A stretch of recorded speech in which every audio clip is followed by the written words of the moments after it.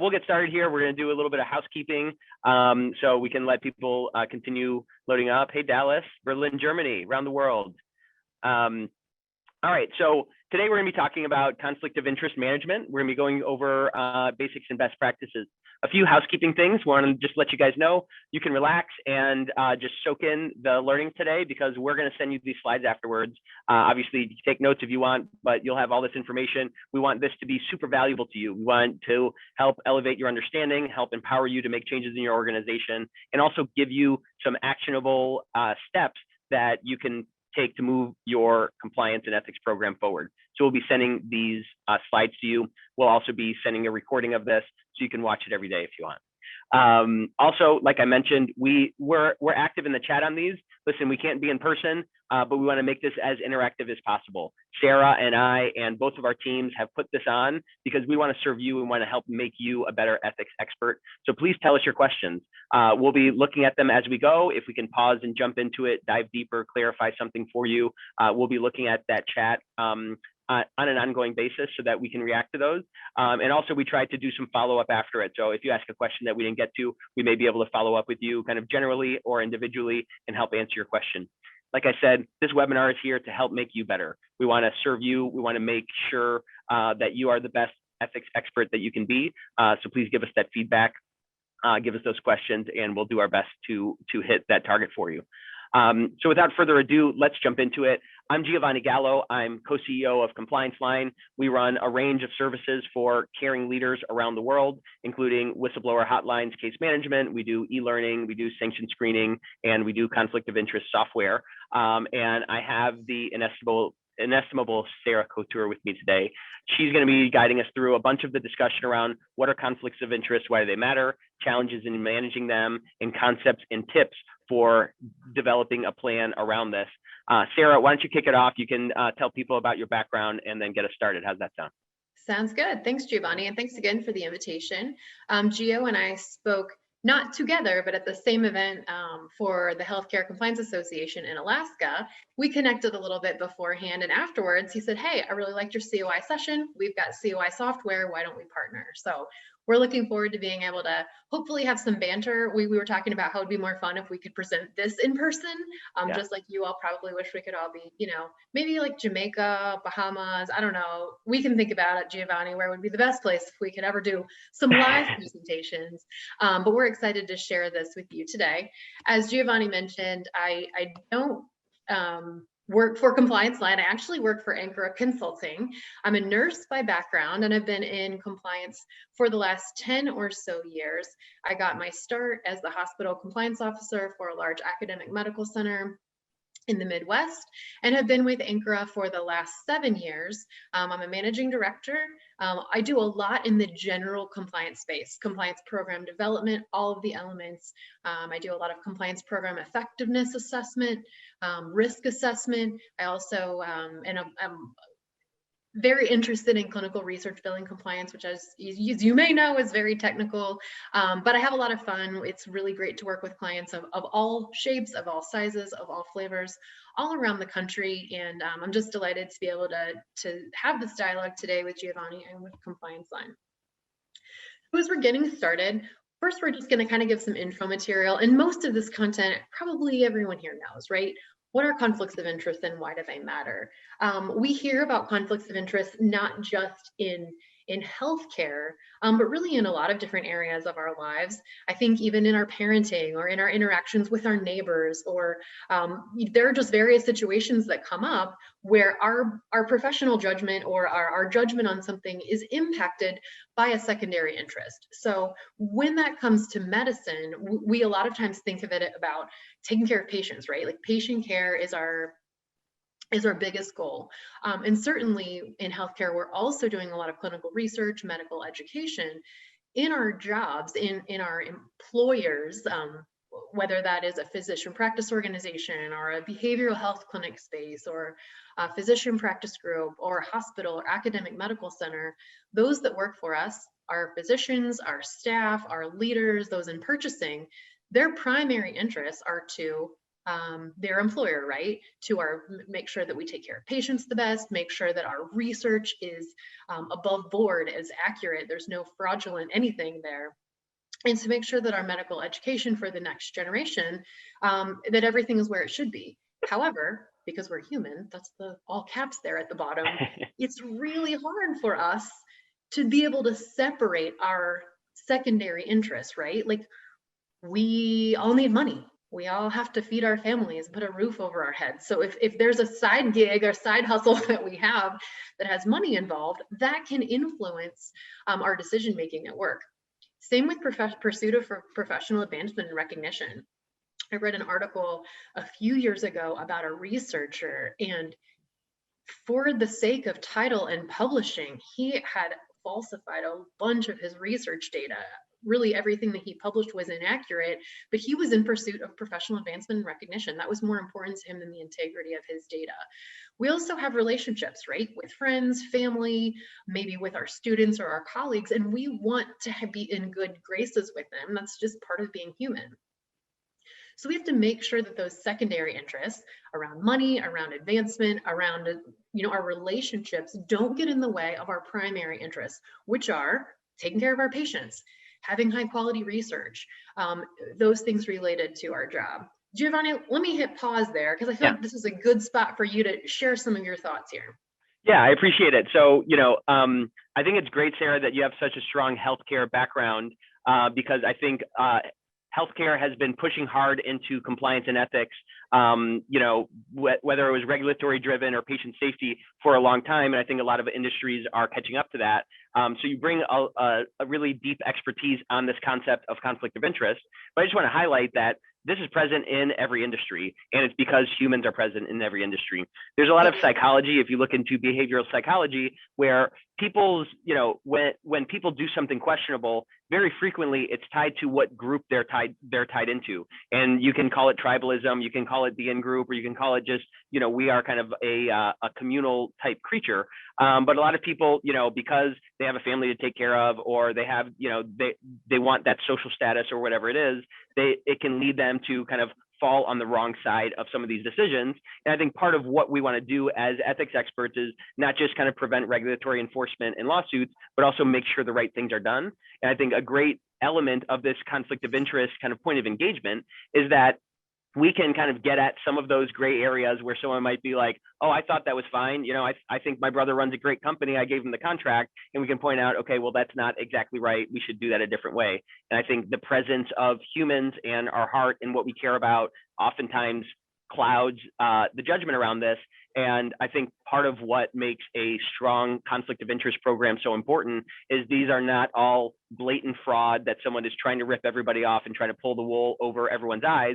Sometimes it's someone just kind of making the wrong decision, and we can elevate their awareness and help them understand that, hey, the compliance team, the ethics team is here to make sure that everyone's treated fairly and the right things are done. And let's do that a little bit differently. And I think that if you're in an organization that has humans in it, whether that's a technology company, an industrial company, you're in retail, you're in hospitality, or obviously if you're in healthcare, this is something that's important. And the principles that we're bringing to bear today are relevant to anyone who wants to manage these conflicts of interest through a program, through collecting, surveys and information, and then taking action on them.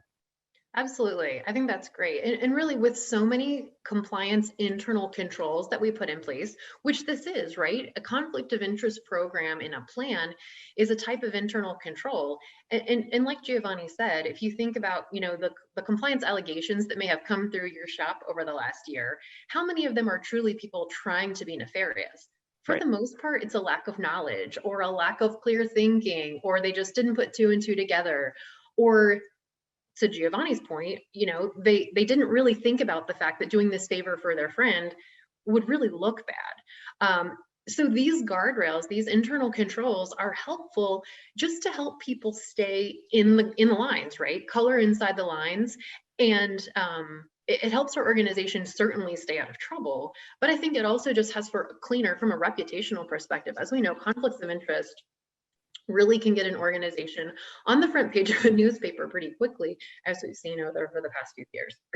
So like Giovanni said, these are not all specific to healthcare. Some of them are, obviously, when we talk about clinical conflicts of interest, but conflicts of interest can really be in any industry. Certainly we have financial conflicts of interest where someone has an investment or ownership or some sort of employment, some sort of financial relationship that could color their judgment. I do want to point out that the term FCOI, or financial conflicts of interest, is a defined term in the NIH grant world. So it does mean that specifically in NIH grants, but we're talking generally, like conflicts of interest that are financially related. There can be clinical conflicts of interest, right? When we have some sort of like relationship, maybe with a drug company, and we're also writing patient prescriptions. So I think there can be conflicts there. Certainly gifts and entertainment. You hate to say it, but business courtesies, which are very nice. Honestly, even the DOJ Evaluation of Corporate Compliance Programs in their 2020 update pointed out that like business courtesies, you know, some people really focus on those and have a zero tolerance, but like small business courtesies are just part of doing business. It's the significant things, right? But if you have a vendor that's taking your physicians out or taking your leadership out for $1,000 dinners or several $100 dinners, like, is that a business courtesy or is that an attempt to persuade, right? We have these other things, board membership, consulting or research, anything for a competitor. We, you know, think about board members and their fiduciary duties. Certainly academic conflicts of interest, intellectual property, foreign influence is something we've heard a lot about. So conflicts of interest can have a lot of different flavors, a lot of technical terms around them, but they still go back to what we said on the first slide, right? Where a secondary interest, because we're human, is impacting our primary duty to our employer, to our patients, et cetera. Yeah, and just as we get into this, I think part of what I want to exhort everybody to look at is a great program here is going to go beyond the super obvious things. Listen, if someone got bribed, you know, $80,000 to give out a contract, then that's a very clear conflict of interest. But doing a really great program gets you past that super obvious thing into some of these things that, you know, some of them are financially related and some of them are not. Some of them are status or relationship or something else. And a strong program, when you're organized well, when you get through these best practices that we're going to talk about, you're going to be finding these other things that have potential to kind of gum up the works in your business and you achieving your mission. And that's what I think we're always trying to do as we're moving toward a compliance 3.0 environment of let's get past the obvious thing that we're going to get sued for and let's do the right thing. So just briefly, Sarah, if I can pause us, want to shout out Brazil, Thailand, and South Africa. Thanks for joining us. And we have we have a question. It might be jumping the gun, but I love when people ask questions. So the question is, when we get to gifts, travel, and entertainment, what is nominal value? I imagine that there's not a bright line there, Sarah, but how would you add some perspective to that? Well, there is a government document that talks about $15 per occasion and no more than $75 in a year. There's actually a defined nominal value out there. Forgive me that I'm blanking on the spot. It's either OIG or CMS. So we tend to recommend that when patients clients are asking us, like, what should our nominal value be in our policies? If you want to shoot me an email, my email address is on that early slide. I can get that exact link to you so that you can have that. But there is a bright line. Now, that doesn't have to be the only, right? Like there's wiggle room there, especially depending on your industry, since that's a very healthcare specific. Right. But if the government does make a suggestion, I think they're nice to follow those. So that would be mine. It's 15 per occasion, totaling no more than 75 in a year. Great. Thanks, Sarah. And thanks for the questions. Keep them coming, folks. So maybe this slide surprises some people. I think when we hear conflict of interest, especially in our country, especially in our culture, thinking about like our political climate and our news climate over the past few years, I think we're like, oh gosh, conflicts of interest. Like we want nothing to do with that. But I think we need to remember conflicts of interest are not necessarily bad, right? Like just because a conflict of interest exists doesn't mean it's going to result in some sort of poor outcome. Just because a conflict of interest exists doesn't mean that it shouldn't exist, right? We must have industry and providers working together, or else we're not going to have COVID vaccines that come to fruition that quickly, right? We're not going to have new cancer treatments. We're not going to have new drugs. There is a benefit when patients, healthcare organizations, and providers work with industry and others in healthcare to develop new treatments, to develop new ways of looking at each other, or excuse me, at issues, at diagnoses. We become better with each other. However, there are risks, right? You don't want those relationships that need to exist for the sake of humanity and for the sake of progress in healthcare to call into question professional judgment or to create bias. You know, like we've talked about, we are human. There are biases that we have that we don't even know. Like, I can't imagine if we could, I'm not a psychology major, Giovanni, I don't know if you have that background or not, but like, there's entire fields of study around this, right? Like, we can't help it. So what we want to do, again, is just put guardrails in to help, essentially help our physicians, help our staff, help our leaders know what the lines are, create those guardrails so that they don't go outside of the lines even when they don't need to. But just remember, just because it's a conflict of interest isn't bad. Certainly the term has a super bad rap, but I don't think it needs to. Really, the goal of COI management is just putting in guardrails that help protect reputation, right?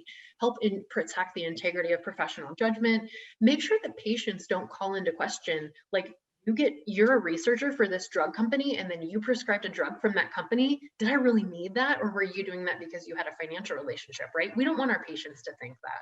So when everything is very transparent, when everything is very upfront, like Giovanni said, when you go beyond the checklist and you go into conversations and evaluation and really thinking through things, that's the goal of COI management, right? So just remember, it's not all bad. Like, it's actually really good. We will have better organizations, better providers, when our providers are doing interesting things like research and consulting sometimes, depending on what kind it is, right? And publishing, those are all really good things. It's just that we want to create guardrails so that those have a less of a chance of impacting our judgment.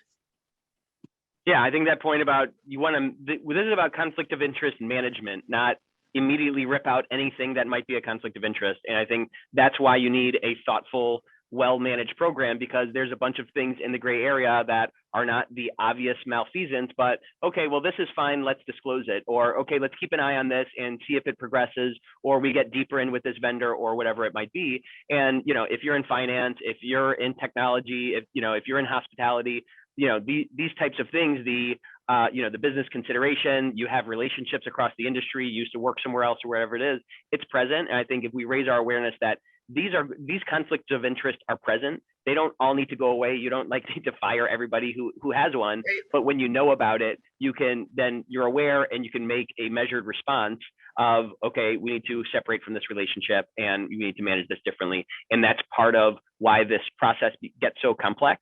That's part of why you need a strong program so you can manage through the volume of potential issues. So I'm not going to spend time here. They all end in question marks, as you see, right? Because there's gray area here that there's risk tolerance, there's thoughtful conversations. So some of these, when you see them, you're like, yeah, we shouldn't do that. Note that speaker fees is in quotes because literally OIG came out last year with some guidance there. Some of these, I don't know. Do you think it's appropriate? Do you think it's not? Is it a conflict? Could it impact judgment? What about the dollar amount, right? It's there's a lot of considerations and we're going to spend some time talking about that. I do want to point out quickly the open payments. So if you're not familiar, the Physician Payment Sunshine Act requires pharmaceutical, medical device, biological, and medical supply manufacturers to report payments or transfers of value made to physicians or teaching hospitals.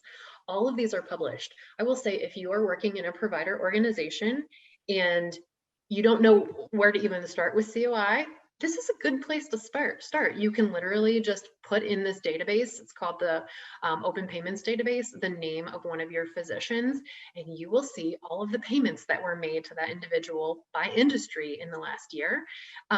It's super interesting, but that only applies to providers, right? This doesn't help you in your evaluation of COI for managers or leaders or board members, just for physicians. But it is nice to point out that this resource exists, and a lot of people use this as part of their COI management processes.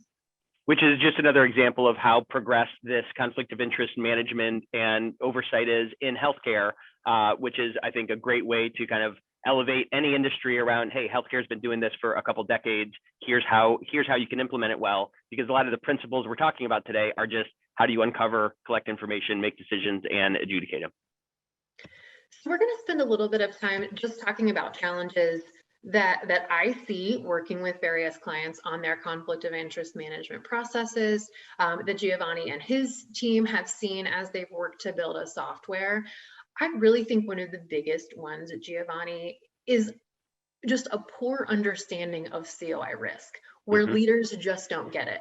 Either they're scared of it and they're like, oh gosh, conflict of interest, so they like put their head in the sand, or they think that maybe COI management has been overblown and they want nothing to do with it and they don't want guardrails around their people, where really somewhere in the between is the most helpful. Yeah, I think that's true. And I think it's part of what we as a profession of compliance and ethics leaders are moving toward, is this ability to share our knowledge and develop our influence across the organization. So I think as you look at this list here, you kind of have three levels of the organization, right? You have that tone at the top, right? You got to get those leaders to understand what this is. And it's a little bit nuanced, but it's not completely, always no or always yes.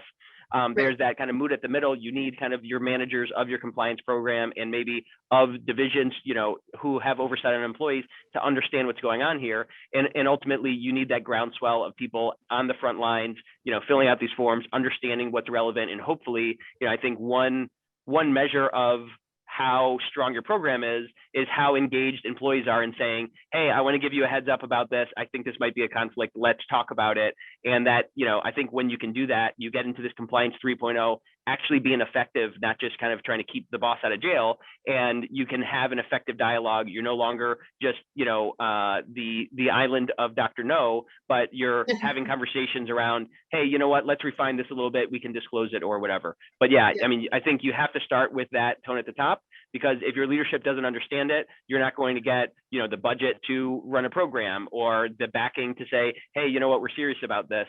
And I think starting there is a great point. And Giovanni, I love what you said around someone actually coming up to you, right? I think that points to the culture, right? If we have a culture of transparency and a culture where staff aren't afraid to bring things up, just like in patient safety, where back in the 90s, like obvious safety events were happening, and we really moved as a country and as an industry to have this very transparent, a lot of transparency when it comes to safety, including ratting yourself out, where maybe 30 years ago that wouldn't have been a thing, right? But it's the same thing here. You have an effective culture and an effective compliance program when people are going to bring something forward and they're not nervous that they're going to get in trouble, or they're not nervous they're going to get the smackdown. They're not nervous they're going to be retaliated against, but like they want an open dialogue. So I think that's a huge thumbs up to your compliance program. If you can create that kind of culture where people bring things to you, and not only obviously conflicts of interest, other things as well, but they want the dialogue there, because there's a lot that's not black and white in compliance. There's a lot that's not black and white in healthcare. There's a lot of gray. So, there is a lot to be said for conversations and risk tolerance and culture. Yeah. Another thing that I see, and I think this kind of surprises me, but again, organizations maybe are nervous. They don't know what to do with COI. It's like big and scary to them. When Giovanni and I were kind of preparing for this, I said, maybe we should have called the session Demystifying COI. Because I think a lot of people just hear the term and they don't know what to do, because it's super gray, right? There's not regulations around all of it. There's regulations around pieces of it. They don't know what to do with it and they're scared of it. I don't think you need to be scared. Like, it's really just a matter of conversations and a process and a plan and open dialogue, and then understanding risk tolerance. And that's what we're going to spend time on today. But I'm amazed by how many organizations don't really know who's in charge of COI management, like who owns the process, who's owning the disclosures, like whose call is it to decide whether or not there's a management plan, like just a lack of operational ownership of, okay, who's going to own COI? Is it going to be compliance? Is it going to be legal? One place I worked with, it was actually the board, like the board itself handled COI management. And then, in addition to that, maybe your organization does know who handles COI, but you haven't really communicated that. So your team doesn't know, okay, well, what are we supposed to report? Like, what kind of conflicts should I be reporting? How do you report them? What's the risk tolerance of the organization? How do I get help regarding COI? Like, you would just be surprised to know how many places it's super unclear. So if your organization hasn't grappled with these things and you're struggling, know that you're not alone. These are very common challenges that I see. Another one, and I think that a lot, maybe we could even call this kind of the bedrock. There's not been good historical conversation in organizations really understanding and defining what is our risk tolerance, what are we comfortable with? And I think that is a foundation to conflict of interest management. Otherwise, once people start disclosing things, how are you going to know what's okay? How are you going to know what your organization is okay with?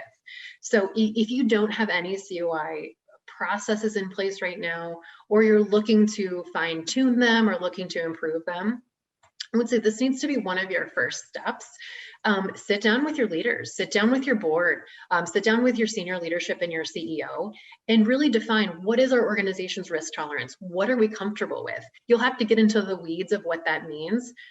Depending, if you're a research organization, that's going to look a little bit different than, an organization that doesn't do research. But like, you really need to understand, what are we okay with? Are there some things that we're like, yes, every single time this occurs, we're okay with it, but every single time this other thing occurs, we're not, right? Like maybe that's around the OIG guidance on the speaker fees or the speaker programs. So understanding your risk tolerance and then even being able to define will really help go a long way in COI management.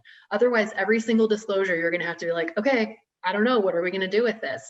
But if you can have your risk tolerance defined and understand what your organization is okay with, what they're definitely not okay with, then you only have to deal with that gray area in between. Yeah. And that gray area is really part of the challenge in conflicts of interest management, because part of the path here, if you kind of have a nascent program or it needs some cleanup, is you need to first get more information, right? You need to have more issues to review. And then you're going to have this issue of like, okay, I have a bunch of decisions to make. And if you clarify that process, ownership of the process, what's in and what's out, which ones you're okay with, which ones you want to monitor, which ones you want to put into an action plan, you can organize all of that, with your plan, organize it in your software, and then stay on top of it. But that's part of the challenge. As you do this better, you have more to review, and then you have to make decisions about those things. So if I could pause for a second, Sarah, I have a couple comments here. So thank you, Teresa, for jumping in. Teresa said, great point. Ownership of COI is very unclear in our organization. You're not alone, Teresa, so you're in the right place. She said that HR owns the policy, but beyond that, it's unclear who needs to do what for it. So I think that's a common thing across organizations of, okay, well, we've defined what we need to do. It's in our code of conduct, whatever it is. But also, we need to take the next step and figure out how to manage it. And, stick with us, because for, the next half of this webinar, we're going to be getting into some of those tactical things of, what do you look out for? What decisions do you have to make? So this other piece, and thank you, Khalid, for jumping in on this. Sarah, I think this is a question that a lot of employees on the front lines have, and maybe some of the people who want to do a better job managing this. He asked, what happens when I disclose a conflict of interest? So I think that's part of this process we need to go through of making sure everybody knows, hey, here's what's going to happen. It probably is not, if you suggest something that might be a conflict of interest, you automatically get fired, but it's probably something of, hey, we're going to review it and stuff like that. How can you give us guidance either on how to answer that question, or maybe how to come up with an answer on what happens when something's disclosed? Yeah, well, how to come up with what happens when something disclosed is really the rest of our presentation. We're going to talk you through what you need to put in place to build a COI program, at least a lot of questions to ask, and like your foundational concepts. But I will say, what happens when I disclose a conflict, I think goes to the fact that like a lot of people, including physicians, including our staff, literally don't know. So I think just like transparency is key with disclosing conflicts, I think transparency is key from within an organization to say, hey, when you disclose a conflict, this is what it looks like. So on your website, in your newsletters, like however you are communicating around either your compliance program or your conflict of interest program, lay it out there. Let your constituents know this is what happens. So when you disclose a conflict, this is who reviews it. This is what we're reviewing it against. These are how things are decided. And just lay it out so that it's not like a mystery. I think you had talked about the no island, Giovanni. My favorite is a client actually said when I interviewed them about their organization's compliance program, they said, compliance is where things go to die. And I was like, oh my gosh, like that's kind of the worst thing you could say. But yeah, you need a rebranding at that point. I know, yeah, yes, rebrand, don't print t-shirts with compliance is the department where things go to die. But I can see that when people bring something to compliance, be it COI or report, and they never hear anything ever again, That's the assumption, right? It went there to die. So if you can clearly communicate to your constituents, this is what we want you to disclose. This is how you disclose it. When you disclose it, this is what happens on the inside, right? Like, this is who reviews it. This is how we're reviewing it. This is how we're making decisions. And this is when you'll hear back from us, right? That's how you assure people know you're going to get back with them. So I think transparency, communicate, lay it out, make it clear. But like we talked about, it's really hard to make something clear when everybody's like, I don't even know who owns COI in our organization. Like, what do we do? What's a COI? So the last bullet point here, like, COI equals mystery, right? Who owns it? What do we do with it? What happens when I do disclose? So thank you all for bringing those questions, because that is what I hear at a lot of organizations. And it's why Giovanni and I wanted to talk about this today. Yeah. Awesome. Thank you, Sarah. Yeah. Do you have other questions? We have some more, but I think we're about to cover some of that. So let's jump into kind of concepts and tips here. Okay. So hopefully a lot of what is in this next section is like super practical things that you can do, especially if you're in an organization where you're like, I don't know who owns it. I don't know what it means. I don't know what we do with it. Like, COI management, a COI program is not a one size fits all. We're not suggesting that there's only one way, but these are the concepts that every organization needs to grapple with and answer these questions so that they can build a conflicts of interest program that works for their organization. Just like a compliance program should be customized to the organization's size, complexity, risk profile, and culture, you can say the same thing for a conflicts of interest program, right? It should be tailored to what is your organization's culture? What are the types of activities that our staff are likely to be involved in? So while the concepts are very similar, the way it looks in your organization is going to be different. But hopefully this provides at least a roadmap, a place to get started, a place to start conversations with your leadership. So, you know, just like with any issue, when we talk about root cause analysis, we start with a lot of questions, like we just start asking why. So I think you can make the same case here. You want to have a plan for COI. Maybe we should have put this slide at the very end after we talk about all the elements, or maybe here at the beginning and at the end. But your plan needs to consider the who, what, where, why, how, when, and any other question words that you can think of that I didn't think of when I made this slide. So who's going to have oversight of COI? Who's going to own this in our responsibility? Like, if HR owns the policy, okay, does HR also own the review of the disclosure? Are they the ones who are going to be communicating? Who's going to do that? So who has oversight and responsibility? Who's going to educate the organization? Who needs to disclose? In some organizations, everybody discloses. In some organizations, they just have like board, physicians, and leaders and managers disclose. What needs to be disclosed? Are there some things that you can say, if you're doing this, don't even bother? Or do you want everything disclosed? And then how will COI be disclosed? Some people have a paper and pencil process. Some have a homegrown software. Some get an outsourced software like what ComplianceLine offers, but how will they be disclosed? And then to the question we had a couple minutes ago, when something is reviewed, who's going to review or disclose? Who's going to review it? And then against what criteria? Who develops management plans? How are they developed? How often should COI be disclosed? It's definitely not a one and done, just like exclusion screening. I can point to Giovanni for that too, right? If you only do it at hire, that's not enough. It needs to be monthly for your staff and for your vendors. So how often should COI be disclosed? It's not one and done. Who's going to audit? Who's going to make sure that the things you put together are actually being followed? Anybody looking at open payments? And then documentation and tracking. If I'm a nurse, like I mentioned, if you didn't document it, you didn't do it. Same here. If you're not keeping a paper trail and for some reason something's going to come into question, you want to make sure that what you put together, you are storing those documents and tracking. Yeah, this is a great slide. Just as a reminder, everyone's going to get these slides. This is a great slide to review some action plans and say, okay, this month we're going to figure out one of these questions. I have answers to 4 of these. I don't have answers to the other 5. And start getting on a continuous improvement process for your team and say, hey, you know what, let's clarify this. This is one we can do quickly ourselves. This other one is going to take some, kind of coalition building throughout the organization, and we can work on that next.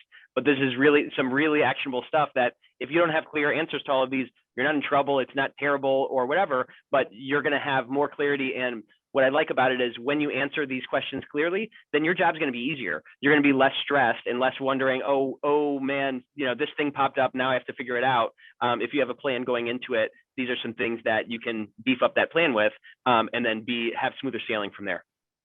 And not knowing the titles and roles of those who are calling into the webinar today, but whoever you are, I think you can put a group together and start working through these, right? If you're the compliance officer and you have a compliance committee, start working through these questions with your compliance committee. If you're an operational leader, get some of the other leaders involved and develop essentially a little task force to say, hey, we've got an issue, like COI is not being managed, what are we going to do?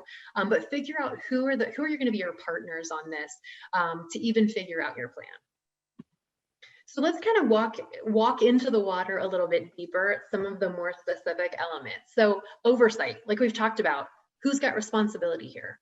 Who's going to oversee the program? Who's going to develop it? Who's going to implement the COI program? Is it compliance? Is it a different administrative department? Is there a COI committee? Should there be a COI committee? There's not a one-size-fits-all answer here. So think about what works at your organization.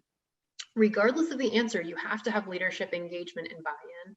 So if you're listening to this and like, oh my gosh, we need to go back, we need to work on this, we need to develop a COI program, work with your leadership, talk to your CEO, make sure that they understand why this is important. As we know, if it doesn't have executive level buy-in, it's not going to go well. So start there. You will need to collaborate to get, like, you know, we say in compliance, while we may be like the jack of all trades, we don't know the details of every single risk like others in our organization do. So compliance shouldn't function as a rock or an island, as our friend Simon and Garfunkel sang about. We need to collaborate. So you will need to involve legal, compliance, human resources, some of your physicians. If you have research, you need to involve research faculty, department management. So think about who needs to be involved even in the conversation for starting it up. And then as you move forward, you're going to need to collaborate with these folks to really understand the risk, understand the conflict, and think through what that means. Again, from, you know, like I mentioned earlier, if your organization has not defined risk tolerance and you don't really know what's acceptable, what's not acceptable, you're going to need to start there. Yeah, and I just want to highlight that collaboration is really important because, listen, for better or worse, there's not a universal 10-point plan for every industry of you exactly have to do these things and then you're fine. This is one of those things that we deal with a lot in compliance of you just got to make sure it doesn't go wrong. So in that kind of big gray area that so many of us live in, well, don't let a lack of clarity keep you from getting started. We're giving you some things here that you can pick up and say, okay, I can clarify that. Okay, I can ask this division kind of what things would come up and start building this because this is a management program, not a kind of one and done fix it program. And you can start taking steps to making this stronger. And part of it is going to be you and your team have to figure it out. So let that freedom be something that pulls you into the process and say, hey, you know what? Our best, what we can figure out for this is a great place to start. And we can figure out if something's sticky or, we need kind of a more formalized answer. But step into this because there's not a prescription, there's not some secret hidden treasure map of exactly how you need to do this. You need to figure out what's right for your organization. But that's what we as compliance leaders are meant to do, right? Galvanize the team, galvanize the organization, get the right people together so that we can make the decisions and you can start stepping through some of these best practices and plan elements to build some more clarity for your program. So once you have kind of figured out, okay, who's going to own it, right? Like oversight and risk tolerance, I feel like are really your first things you need to establish. Once you have those in place, you can start talking about like these more fundamental things when we think about COI. So first of all, like disclosure, you're going to need to figure out who needs to disclose. As I mentioned, some organizations require everyone to disclose. Honestly, I kind of like that approach because it's just really clean and it's really clear. But if you have a huge number of employees, that may not be feasible unless you have a software system that can help you weed out those low risk ones pretty quickly. And then how to disclose. Like I mentioned, there's not a one size fits all here. What works for your organization? I will say a paper process, if you are very large, is going to become very onerous very quickly. So paper works well for smaller organizations. But once you get to a certain size, that's going to become very challenging to manage. So you'll want to think about some sort of software solution. And then how often to disclose. Certainly annually, you're going to want to require an annual disclosure. I would say at hire and annually for those who you're requiring to disclose.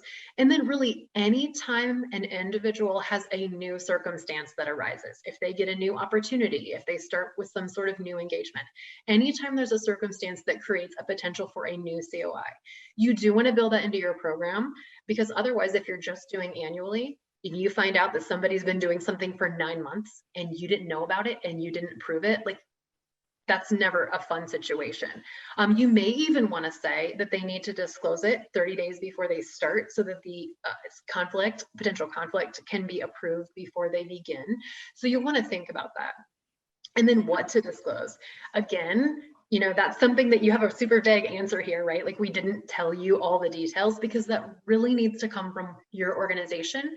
What type of organization, what type of activities, and then the risk tolerance of those in your organization. But I will say, clearly communicate expectations, and as much as you can, put a list of what types of activities you're talking about that need to be disclosed.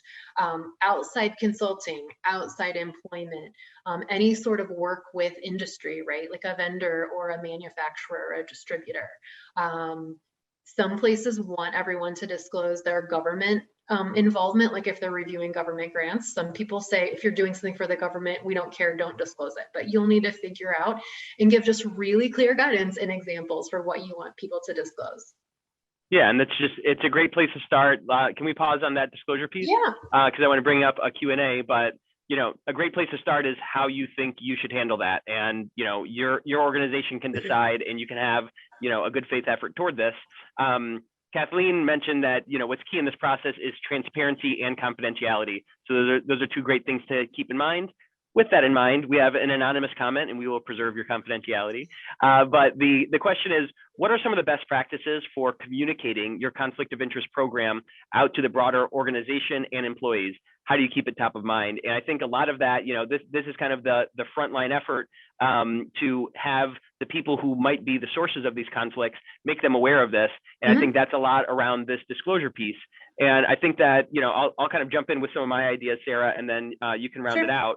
But, you know, I think that this can and should be part of your broader compliance communications, your speak up culture, with a specific focus on, hey, these things are especially sticky issues and things we should have conversations about. So they can, you know, go out in the emails that you send around. You know, we offer some, you know, there you can do a conflict of interest kind of e-learning training, just like you do for your code of conduct.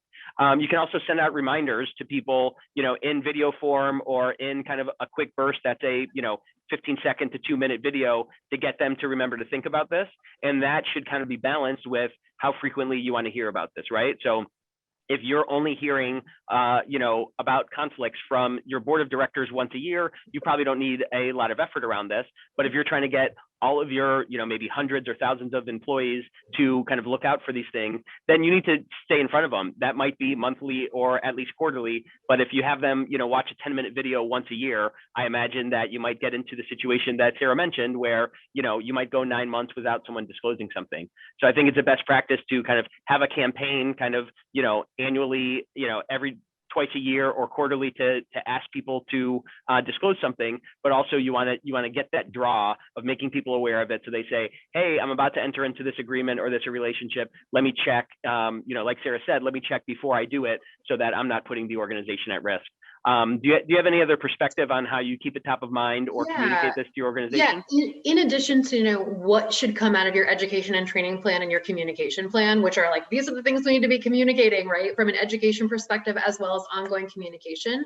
Like I mentioned, have it very clearly laid out. If you have a website on your intranet for your compliance program or for HR, whoever's going to own this, map it out very clearly. Like, here is our COI program. Here is how we do it. Here's who needs to disclose. Here's what you need to disclose. Here's what happens with your disclosure when you disclose it. Here's how quickly you can hear back from us. But I think, you know, to the person, I think it was Kathleen mentioned, transparency is key here. Make sure that people understand what the expectations are. It's really hard to say, hey, follow our expectations, when we do a terrible job of telling them what those expectations are. Yeah, thanks for that, Sarah. It's really key. There are kind of two elements, right? You want some awareness of this concept, and you want a place for people to say, hey, what about this thing? And that can be in your policies or on your intranet, or we have it baked into our forms, or someone can go to the form and say, hey, we have some FAQs. Hey, should I really report this? And when you empower people with that information, when you kind of pull the veil back so that this is less of an opaque idea to people, then I think you'll see people engaging better and be like, okay, all right, I know what you're talking about. I'll keep an eye on that. And also, Giovanni, I think sometimes in compliance, we put a lot on us. Like, what do we need to communicate, right? Mm-hmm. But think about what DOJ expects out of managers and leaders, right? They expect unambiguous communication around compliance. So like, this is something where you can push this out to leaders, and you can push it out to managers and say, hey, this is coming. Can you please, leaders, share this with your managers. Managers, share these with your staff. In your town hall meetings, in your department meetings. Leaders and managers can be talking about COI. And obviously, that can be a lot more powerful than the person in the ivory tower over in compliance here, right, telling us what to do. But when we have our managers and our leaders saying, this is important, it protects our organization, and it protects you. So engage operational leaders and managers in this communication as well. Yeah, and I think when you do that, if you can help them get an understanding of why this will benefit them, you're going to get a lot more traction. Not just, I'm forcing you to do this, I'm using the stick, you're going to be in trouble if you don't talk to your team about this. Hey, you know what? Things are going to be smoother for your division if we can uncover these and negotiate them before we get caught in a trap. Totally. So let's kind of jump ahead. When we think about risk, right? This is something that we've been talking about, like you should define your risk tolerance. Because if you don't, when you get a disclosure, literally you're going to look at it and be like, okay, is this okay? Is this bad? Is this good? Like, what should I do with this? So some things to evaluate. And again, maybe you can take these bullet points, add some other ideas, and then hopefully turn this into something within your organization that even could be like your own risk matrix for how you view COI. The position and influence of the person disclosing. What type of outside entity are we talking about, and what kind of relationship? Is the remuneration involved, and how much is it? Is there any similarity between their role inside our organization and in this kind of activity they're going to be doing? What would be the risk of reputational harm if it went wrong? Think about the front page of the paper. Think about the internet, right? Think about the little daily news bites that we hear all day long. And then how much time will be devoted? This is not an exhaustive list, but hopefully just to help you think about what should we be considering when we're talking about risk. What I also recommend is once you have that risk tolerance and you understand what that is with your organization, I recommend developing some sort of review criteria. Again, this is going to be very specific to your organization, to the kinds of activity that your teams may be doing from a conflict perspective, and also based on your risk tolerance. If you can define some limits and boundaries, again, like Giovanni talked about, like there's always going to be gray area. But as much as you can, if you can develop some review criteria that either helps you say, okay, low risk, we're not going to worry about this, or okay, this isn't a medium risk bucket that we need to like chew on or collaborate with those other folks that we talked about. Or if it's like, oh gosh, this one's like a red light, we're going to put this in our red light bucket, we're going to get back to them today and get more information. But if you can put together some review criteria, that's really going to help you have consistency in evaluating COI, and then ideally consistency also in managing COI. And I want to just go ahead and move right into management because, based on the type of activity, hopefully you can have some controls that are, I don't mean templated in a bad way, but almost like, think of like an a la carte menu at a restaurant. Like these are our a la carte, like 30 different options when somebody comes in with a certain type of conflict, right? Like, okay, they absolutely can't do that, or they can do it, but this, or they need to notify committee members of this, or they need to notify patients of this, or they need to be monitored, or they need to be audited. Again, the a la carte menu may not be complete. Like you may have things that pop up that you need something outside of that list. But if you can go ahead and think through that, I really like if organizations come up with a management plan template that has some stock information. So like across the board, we're telling our people the same thing, right? Like we expect you to follow this. These are the expectations around disclosing to like those you work with or committees that you're on. This is how often we expect you to report back to us and give us updates on what you're doing. But also be very specific. I see a lot of management plans that like when you read it, it's all written in legalese. So like, what is it even saying? It doesn't actually have any teeth. It doesn't actually have any real like management to it. It's just like stuff. And there's no like okay, what am I supposed to do with this? So you want some actionable things that the person can do, like real controls that really do help mitigate the risk. I do also want to say that not all COI can be managed. There may be something that comes in and you're like, hey, I'm sorry, I don't want to be the department of no, or we compliance committee, or we leaders don't want to just say no, but like, this is too risky. We just can't tolerate it. Like, and that's a possibility. And in your clear, transparent communication to your organization, you need to say that. Like, not all COI can be managed, but we sure are going to work to manage as many as we can, because we know that most conflicts are really good for you and for our organization. But the big takeaway here, practical, implementable, and then try to be consistent over time, so that like if this physician and this physician are each doing something similar, they shouldn't get completely different management plans, right? Like they should be consistent from person to person, because you know they probably will talk about those. You probably you may have had a situation like that where they're like, well, he got this and she got this. They should be consistent. Yeah, and that's a big part about professionalizing your conflict management program, because you could be exacerbating the risk in your organization by not handling those consistently. So having a plan for how you handle these and making sure there's adherence to the plan. We facilitate some of that through our software. You could do that by just having good training and having good checks and balances and things like that. But if you give some consideration to this person and someone else in a protected class gets a worse treatment, and you don't have, because it's not standardized, well, you've just turned a conflict of interest situation, potential, conflict of interest management situation into a discrimination event. So having that standardization is important, and that's part of why, formalizing this program, getting your plan in place, and making sure that everyone's doing the right things consistently is going to be really important for you. So auditing and monitoring, I think sometimes we think, okay, they disclosed, we gave them a management plan, we're done. Well, you're not quite done, right? Because there's also risk in the fact that we say, hey, you had something that was kind of risky. We gave you a management plan, but then that was it, right? You never reported back to us. We didn't track it. We didn't follow up. We didn't make sure that you held up to your end of the deal as the person that has the management plan. So think about what should that look like? What should auditing and monitoring look like? And also enlist operations partners to help. Like, compliance is never going to have enough resources, right? We're never going to have enough people. We're never going to have enough time. So how can you use leaders and managers to say, hey, can you help me? Like, can you facilitate this conversation just to follow up on this management plan where appropriate? We would call that maybe monitoring. And then there may be some that are risky enough where like you do want more independent auditing. You do want an actual audit out of compliance or from a third party auditor, from internal audit. But just think about what makes sense relative to the risk, and do follow up, because what's the point of saying you need to manage this and then we never make sure that you really did? Giovanni, I think we've covered communication and education quite a bit. I think the key here is be transparent, be super clear, and get the word out. Really, this slide sums up so many of the Q&As that we've had. I do recommend putting a policy and procedure together to tie it all together.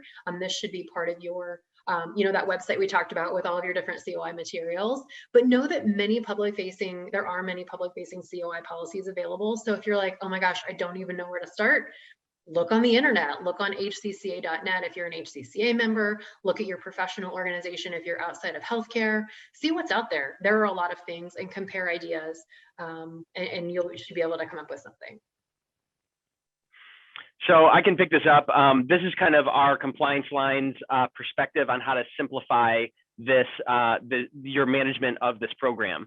So there are a bunch of things that Sarah's been talking about getting your leadership on board, about getting your policy set, about collaborating with people in your organization. Those are a bunch of things that you can do, and we can do some webinars like this and help you, but you got to kind of do that stuff.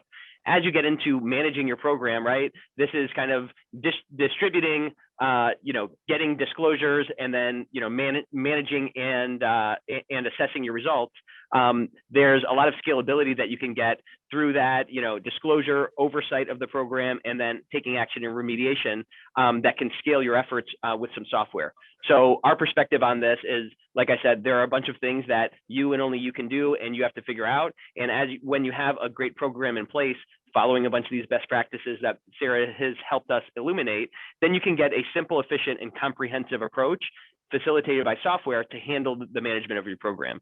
So, let's draw a distinction between you're doing, 4 paper reports from your board once a year. You probably don't need, a really full-blown platform for that. But if you have, thousands of employees or hundreds of employees and you're doing it, monthly or quarterly or something like that, well, then you're going to quickly get buried. And there's trouble when you get buried. It's hard to follow up on it, and you've been told about a conflict that you haven't followed up on.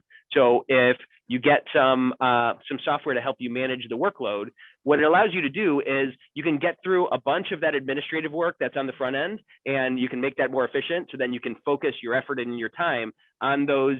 I kind of call them 2 different tiers. There's the kind of red flag of there's definitely a problem here, we need to remediate this. And then there's kind of the yellow flag of, hey, let's keep an eye on this, let's have a conversation, and let's manage this conflict rather than removing it.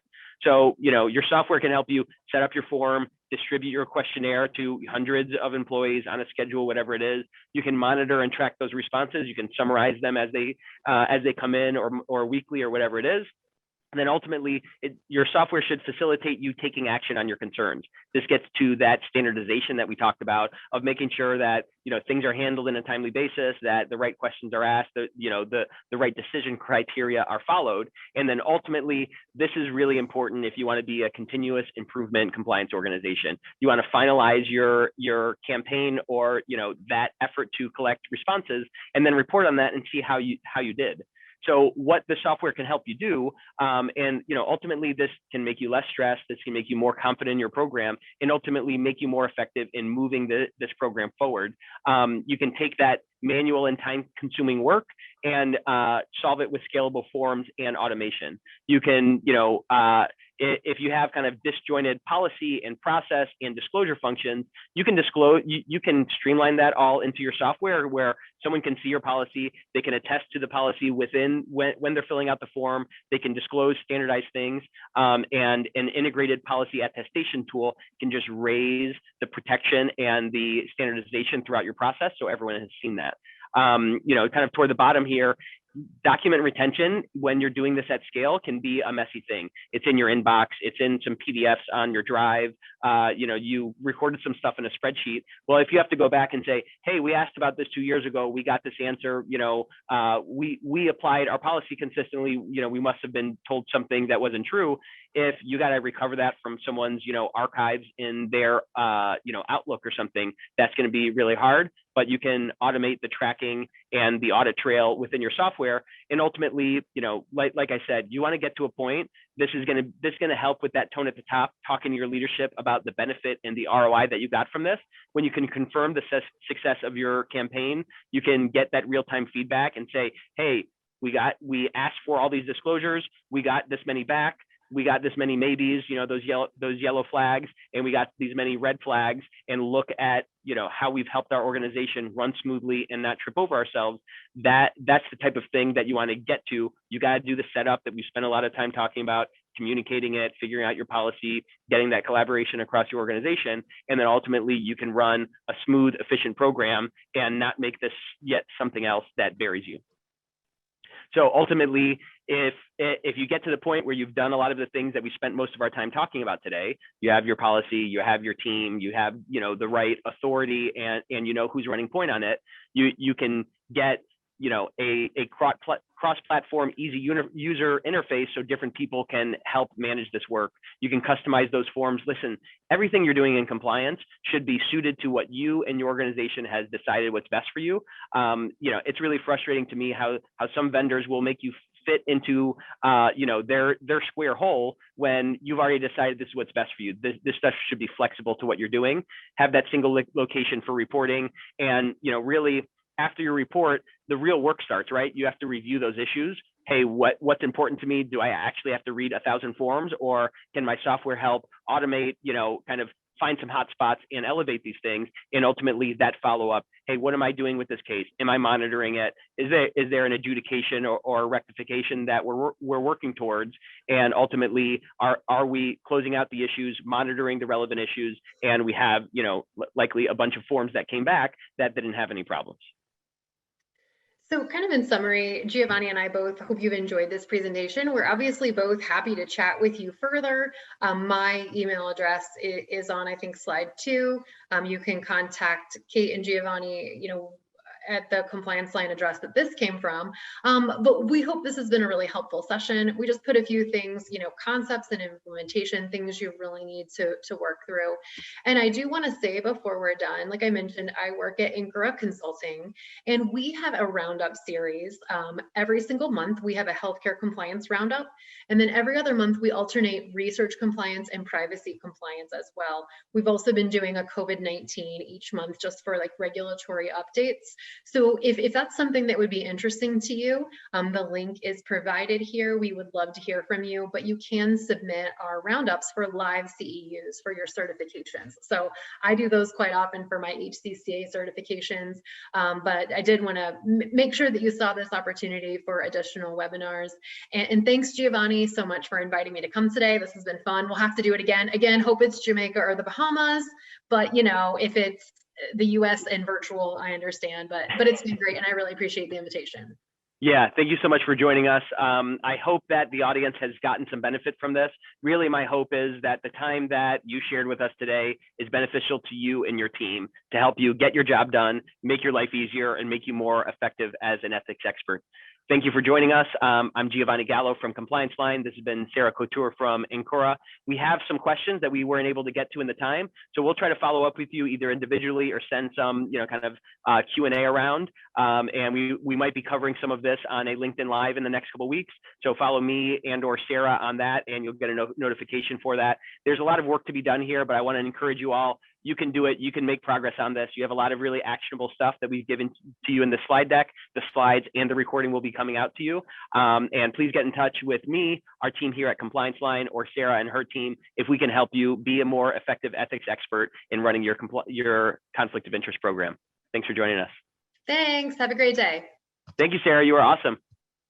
Have a good one.